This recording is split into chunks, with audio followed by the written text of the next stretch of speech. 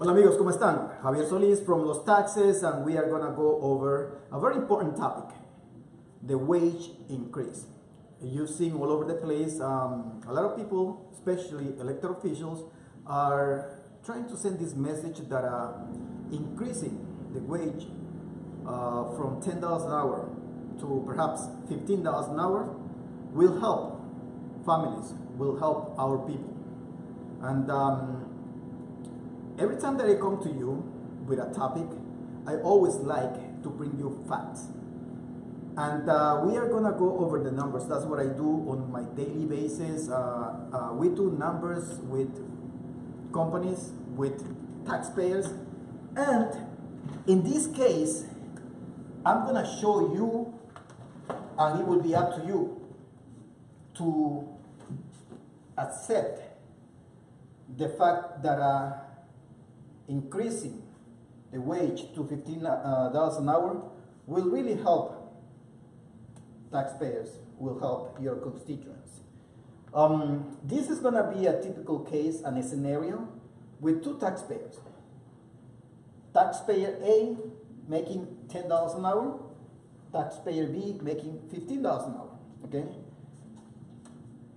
We are going to go over the different income, annual income, and all the credits based on this example.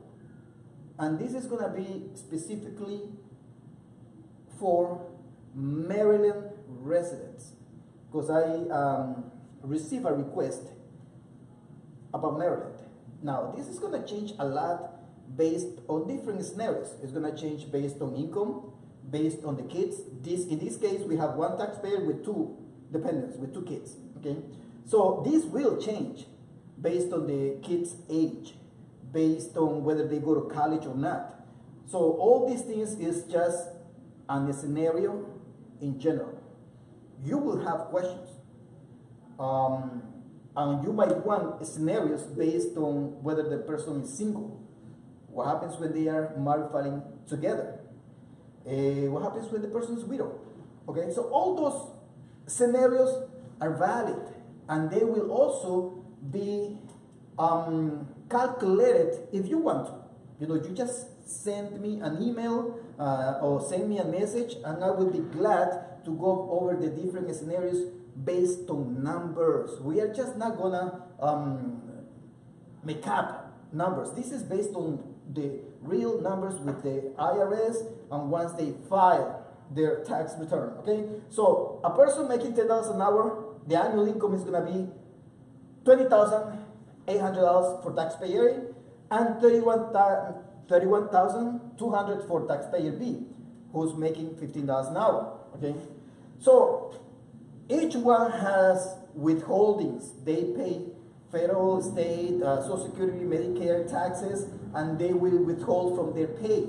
So the net income after the withholding is going to be $17,000 and $25,000 for taxpayer A, taxpayer B, respectively. And then we have several credits. Okay, the first credit that I'm going to go over is the child tax credit. For taxpayer A is going to be $0. Taxpayer B is going to be $978. Okay. Earned income tax credit. This is one of the credits that gives you the highest refund, and it's based on your income, it's based on the amount of children that you have, and in this case, taxpayer A is getting $5,017, taxpayer B is getting $2,857. Okay. We have another credit, additional child tax credit. Taxpayer A, in this case, $2,000, taxpayer B, $1,022. Now, based on these scenarios, credits, income, and the two dependents, the federal refund for taxpayer A is going to be $8,114, and for taxpayer B is going to be $6,503. State refund, remember this is a case in Maryland, taxpayer is getting $1,562, taxpayer B is getting $1,080. Okay? Now, when you have a low income, when you have kids, there is a program, a nationwide program, federal program. I love this program. It's the food stamps program. Okay, so based on your kids and based on your income, you will be getting $400, $500, $600 a month. So in this case, we're just going to put $500 a month, and we are going to increase $6,000 a year for taxpayer A.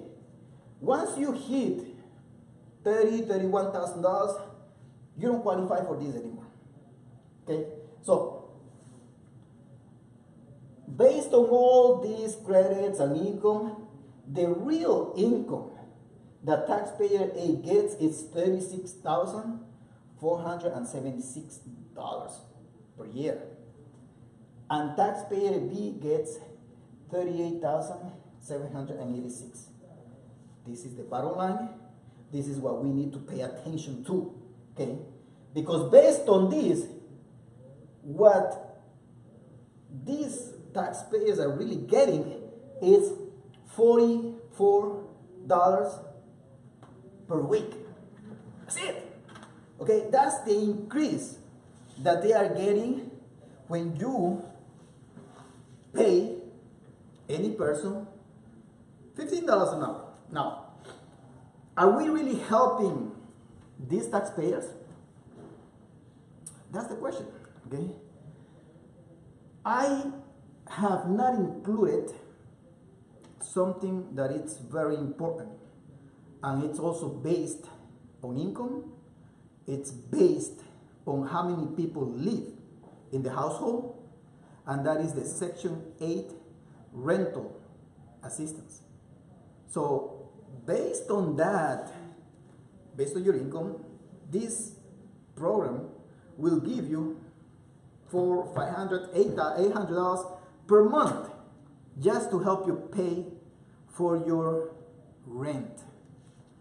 Now, when you go over $30,000, this financial assistance is drastically reduced. So I'm not using that here, because if I put that there, we are not helping them. At the contrary, we are hurting these people. You want to help low-income people? Create programs to develop their skills. Okay? If we have a lady that is doing housekeeping, or any person that is taking care of the elderly, okay, you could create programs with, let's say, a nursing degree, where the county, the state, the federal government will pay whenever you guys want to increase this, no? Okay, so they will get the skills with the degrees to find a job. So a nurse could go to a hospital, and if they are bilingual, even better, and start making $60,000, $80,000. With that much money, they are paying more taxes.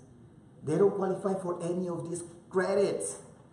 So there is more money coming into the system, and we can create this program. So think about this. It's sad to see how people get excited, but they don't analyze the real issue. Okay? Are you helping these people? No, you are not helping them. But the small business owner gets hurt.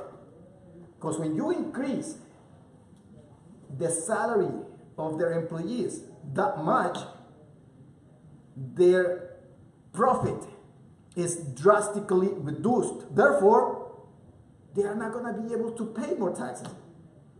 Okay? And it will be up to you to do that. Again, facts matter. These are the numbers. You want another scenarios, I can sit down with you, go over to anything that you want me to go over based on numbers. Okay? And you could take this and show it to another accountant and see if it makes sense or if it doesn't make sense. But I will be glad to sit down with you, go over the numbers, and if you want, please send me a message, comment below, or just enjoy the video and share it with with anybody that you think might need it. Again, Javier Solis, founder of Los Taxes, the first Latino franchise of tax preparation in America. Blessings to you. Thank you.